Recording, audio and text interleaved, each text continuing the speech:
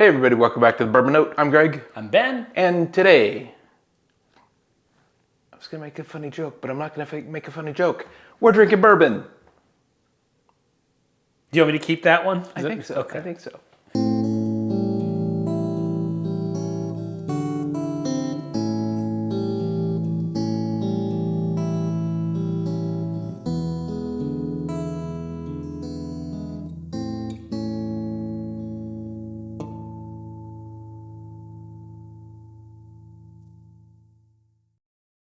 All right, Ben, this is an interesting one, and it is a gift/trade for from a friend of the channel.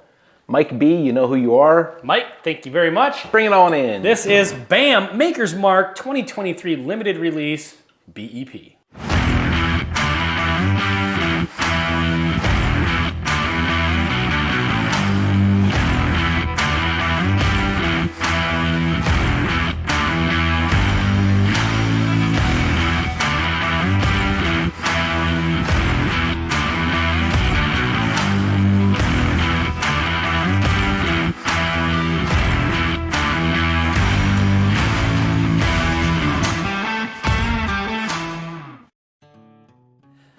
Last of a dying breed here, Greg. This is the 2023 Maker's Mark limited release BEP. This is the final in the Maker's wood finishing series. So supposedly they're not doing any more? I would imagine they'll come up with another limited release. Yeah, they're not going to just quit with the limited releases. Yeah. So okay. I'm sure it's a marketing ploy by our friends at Maker's Mark. I've had to buy every single one for the last, 4 years or whatever. So you fell prey to the marketing ploy. I have, and I suspect I will continue to fall prey in the future. Well, and the reason is we've really liked every single one of them. Yes. We've liked all the store picks, all the barrel selects. They're all great. We're fans. But I would say they peaked last year, because I've not had this one yet, at FAEO2. That's my favorite by far. That's your jam? Yeah. So the BEP stands for barrel entry proof. Interestingly enough, there's 2 barrel entry proof whiskeys out on the market this year. We recently did the Woodford Reserve one, historic barrel entry proof. But that one was like low on purpose. Yeah. And I don't know what the barrel entry proof on this one was. It just says 10 virgin toasted oak staves, American oak staves. So that's the stave profile for those that know late about in that. the aging process, they stick those little pieces of wood into the barrel. Yep. To assist impart with some the extra age. flavors. Yep. And then the proof point is 110.7, which is kind of about where they normally have their store picks and their limited releases in the 110 range. Yeah, 108 to 111 they usually run. This is nice and sweet and butterscotchy. Caramel drizzle like you would get on like a caramel ice cream topping. Maybe chocolate, maybe toffee. Yeah. There's a little bit of a noticeable oak spice though, and we always get that on Maker's products. You know, they're known for being a little bit sweeter because they're weeded bourbons. Yeah. But they're not without their little spice on the kick. side. Let's get into the taste here before we blab too much on the nose. Cheers. But also vanilla-y.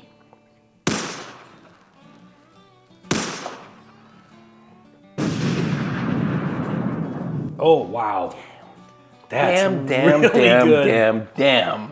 Well, what are you saying damn for? You have a bottle. Now I need to go find one of these. Because I need to go find another one, because I used to have a favorite, as in FAEO2. I now have a new favorite. Honestly, just based on that first sip, this might be it's my favorite of these releases. Whiskey of the millennium kind of quality. I don't know that I'm prepared to go that far. Me either. But that's really good. It has that Maker's Mark, traditional Maker's Mark sort of note to it that we love. Kind of the almond shortbread, but also maybe a tiny bit of like a cherry, kind of like age and maturity. And Yep, and then but it has that nice bready note as well that you get from the wheat. It's got a nice kind of a grain note, but not a youthful grain. But yeah, then it's like all that with just this nice, it literally is just like caramel or toffee or butterscotch ice cream topping. And we recently reviewed another set of bourbons that kind of had similar flavor profiles, but are a completely different flavor profile than this. Those Jack Daniel's 10 and 12 kind of had a little bit of those sweet notes, but this is those sweet notes, but on a completely different flavor of ice cream, if that makes any sense. It's like it's a completely different ballpark. Okay. But really, really good. Yeah, this is we're going to have to maybe just do a full flight of all these. Now that it's come to the end, we've got some left of the 2022 releases and the 2021s. I'm worried about the either 1919 or 19. 2019 or 2020. The RC6 I have. Okay. But the other one, which was a longer number and letter string, Yeah. I think I killed that bottle. So we may not have a complete list. But we can give it a shot. But I think I have the For science. 2021s and 2022s.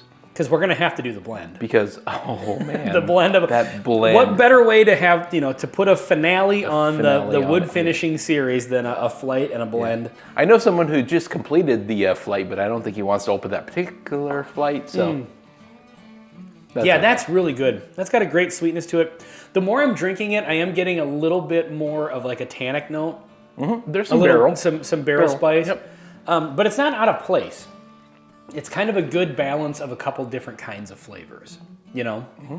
But really the prominent part is just that kind of caramely, butterscotchy, candy sweetness. Just another good one from Maker's Mark. I haven't run into one of these, like we said at the beginning, whether it's the limited editions or whether it's a store pick, which also use stave profiles to create different flavors and stuff like that. The private selects, I haven't run into one that I haven't liked. Totally agree. You know? But this one it's up there. Yep. Really interesting. I know some people have mixed opinions on the regular Maker's Mark. Some people it's just not their jam. And Maker's I 46, really like it. Just I do too. Basic Makers, even by itself, it's awesome. Yeah, as a brand, I like everything from Maker's Mark. Mm-hmm. Maker's 46 is great. I don't like the new bottle for the 46, I'll be honest. I don't either. I think you should have kept it like this. Yep. But I feel like Maker's Mark really, really shines when they get into the cask strength range. 86 proof is fine. They start at 90. They start at 90. 90 is fine, but there's plenty of competition that's right in that same range. But when they get to the 110 range, which most of their stuff is, or the 112 for the cask strength one in the other bottle, those are $56-ish and freaking amazing. Yeah. Yep, absolutely. Well, and the thing is, too, is Maker's Mark is kind of, they have their own very, very noticeable style. You can pick it out of a lineup like nothing. Their style. You can tell which one the Maker's Mark is. Well, not me, because I'm an idiot, but... Well, I can. Yeah. Because I'm intelligent. No, but it's just, it's a noticeable flavor profile. Yes. If you put this up against other, regular rye mash bill, or even against other wheaters, Maker's Mark just has a note that is specifically theirs. And when you get into the cask strength, it's like it leans this way a little bit, with their lower proof basic releases, but it just gets more and more accentuated out of the kind of normal bourbon flavor realm into something kind of unique and special when you get in those higher proofs. So if you can't tell, we're fans of this. This is really almond biscotti dipped in like milk chocolate. After several sips. So this one, these usually run about what, like $70, $80 or something like that? I've never seen one for sale. Can't answer that question. Okay. Well, I would think $80. I think that's what I've paid for the ones that I've had. Okay. That I've purchased. So this has been a wonderful bourbon. This has been the Maker's Mark 2023 limited release, the finale of the wood finishing series, BEP on the Bourbon Note. I'm Ben. And before I tell you who I am, although you know who I am, if you're in the local area and you know where we can find one of these, I'm interested. Shoot us a message. No, shoot me a message. I'll pay you $1.12 more than he will. All right. I'm Greg. If you need the 112 that bad, send Greg a message. I'm Ben. Until next time. See you next time.